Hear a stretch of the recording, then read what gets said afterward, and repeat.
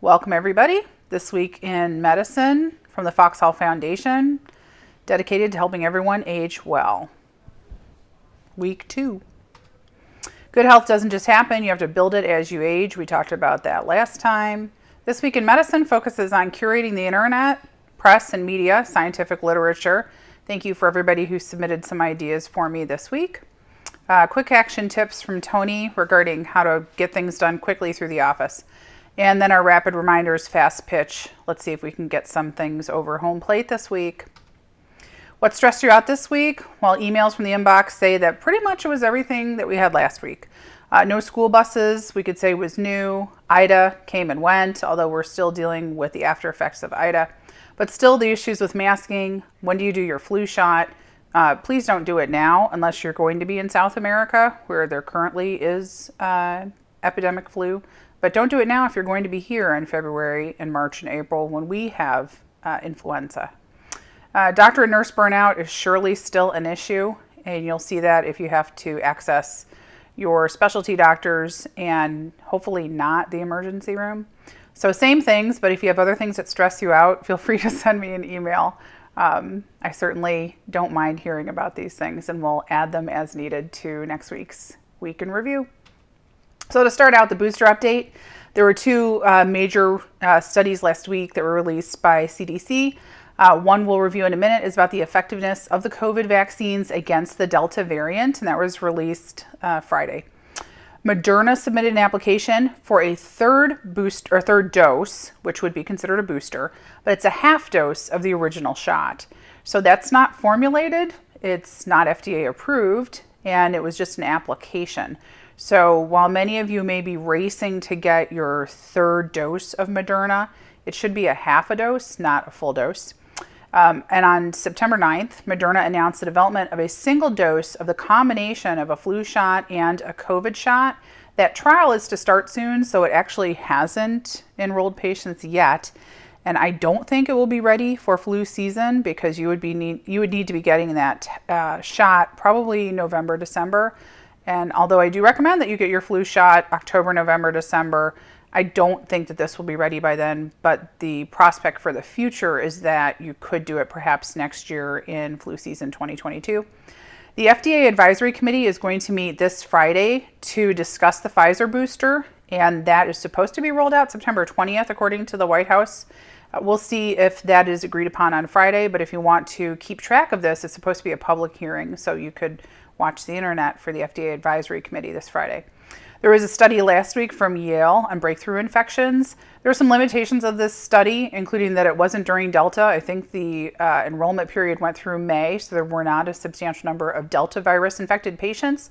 The cases were not all admitted to the hospital for the reason of COVID. So this was patients who were admitted with COVID, but also incidentally had a surveillance COVID test while they were hospitalized that was positive. So that also changes the interpretation of the data, makes your data pool much more varied. So the data itself may be more difficult to extract with conclusions. The median age, though, of the severely ill was 80. So that is a good point from this study because it concurs with everything that we have seen for the past 18 months with this virus. It is still, even if it breaks through, affecting our seniors most severely. There was another study last week from CDC that discussed breakthrough infections, and basically it agrees with this Yale study. 87% of the deaths in breakthrough infection are patients 65 and older. So it's still our seniors we need to protect. Yes, there are children who are getting this because of masking issues, like the case in California with the teacher who didn't wear a mask. But the severity of the illness is clearly still our seniors. This is the data from CDC from last week, from September 10th. This was hospitalization rate for those vaccinated, hospitalized with Delta virus infection. Pfizer was 80% protective. Moderna, 95% protective against hospitalization. That's pretty big.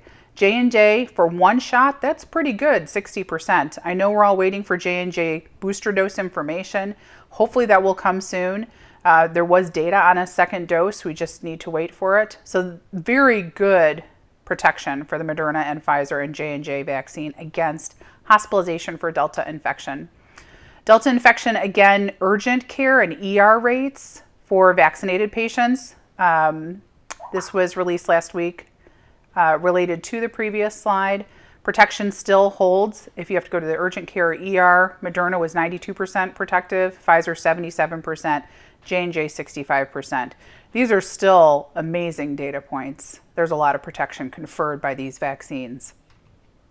The article from The Atlantic, same author that I cited last week, she wrote a great article this week if you want to look it up about sterilizing immunity. I made reference to this last week. Sterilizing immunity is a concept that your immunizations may be able to eradicate infection entirely. She discusses in this article that the concept of sterilizing immunity may not even be one that is scientifically practical. So it's a very good article to read because it sets our expectations for vaccination, for the future of COVID, I think a little bit more grounded, a little more scientific. And if you've even seen the concept of sterilizing immunity, this is a good review of what it is and what it isn't and how realistic it is. So good article. Another article that I thought was excellent, also from The Atlantic, from Sarah Zhang, was could we treat respiratory illness and contamination respiratory spread the same way we treated cholera, which is to separate our sewage water from our drinking water? Is there a public health measure that could protect us better from respiratory pathogens? The quote below is from this article about the airplane that had lost its respiratory circulation system and was grounded for 3 hours. One person gave 72% of the people on that flight influenza. So clearly air contamination, air quality is a big issue.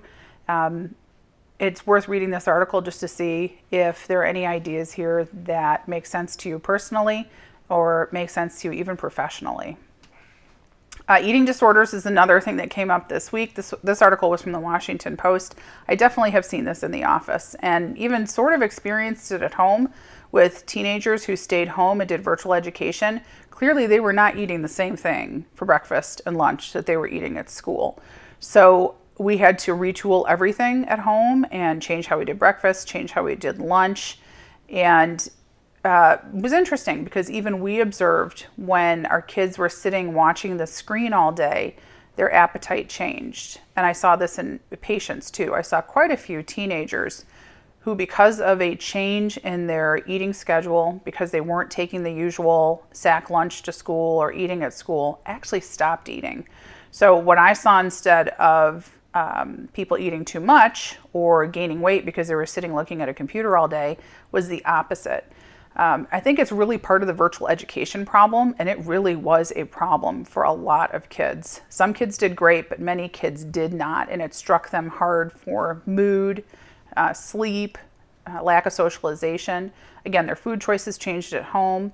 The stress that this created for a lot of kids can create gastritis. Gastritis isn't a stomach ulcer. It's just too much acid in your stomach, but that can cause nausea and inhibit hunger.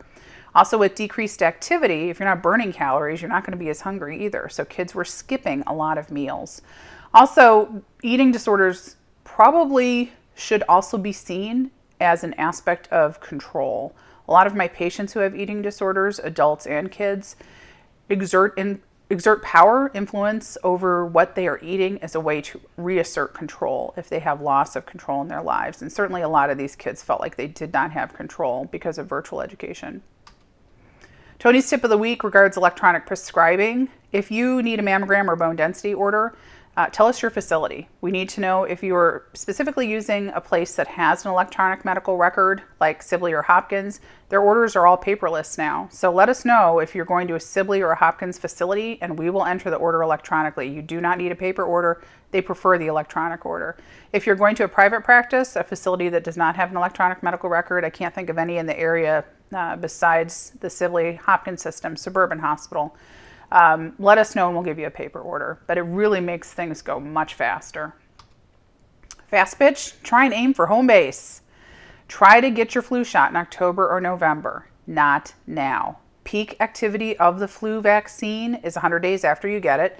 Certainly there's a bell-shaped curve. You'll have some efficacy early on and some waning efficacy after 100 days. But if you want peak efficacy for our flu season, which typically is January, February, March, April, then getting your flu shot now may not be effective when we hit the peak.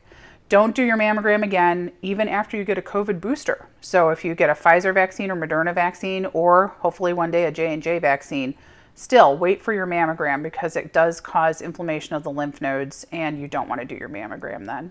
It's also not too early to book your annual physical.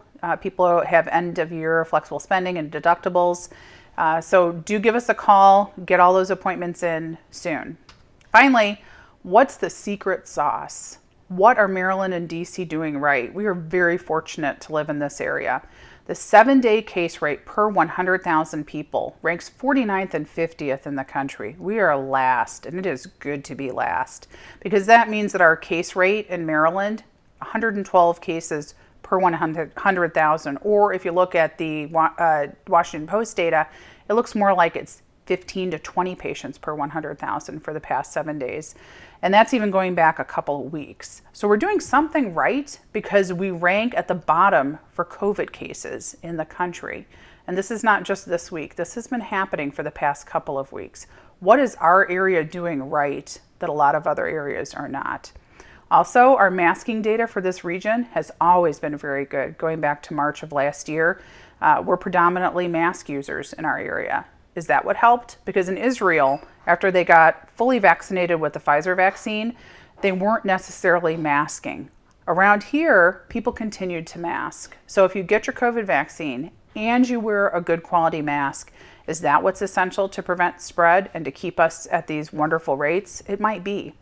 Also, I want to remind everybody the longevity data for Fairfax and Montgomery County is excellent. Our average life expectancy for men and women in Fairfax and Montgomery County is 90. So we have some old patients. Why do our patients live so long? Why do we have so many healthy 80, 90, and even 100-year-olds in our practice and in our office?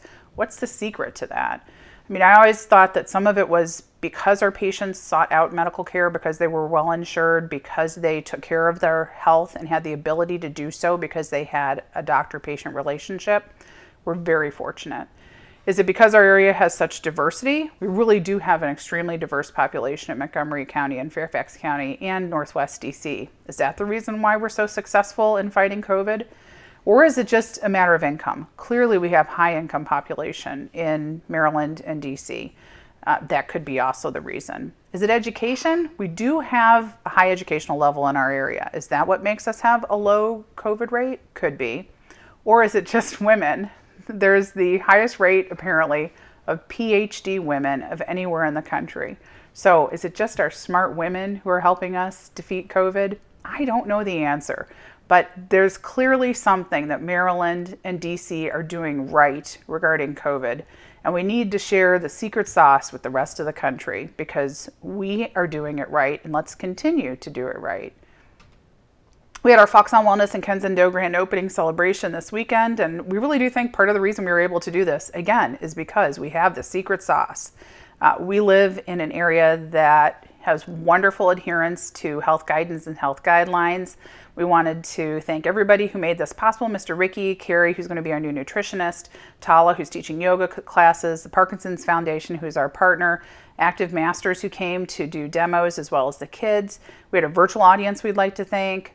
Patients and friends who support us through this adventure, Shiri, who does a lot of the coordination for Kensington, Ivan, who did some demonstrations, Steve and Abbott and St. Jude, J&J, who are sponsors, and Exact Sciences. So thank you to everybody for the grand opening, and we are looking for more people like yoga instructors, other kinds of therapies and wellness activities. So if you have an idea, if somebody's interested in working out of our wellness center at 5550 Friendship Boulevard, entrance on North Park Avenue, let us know. And that's it for this week.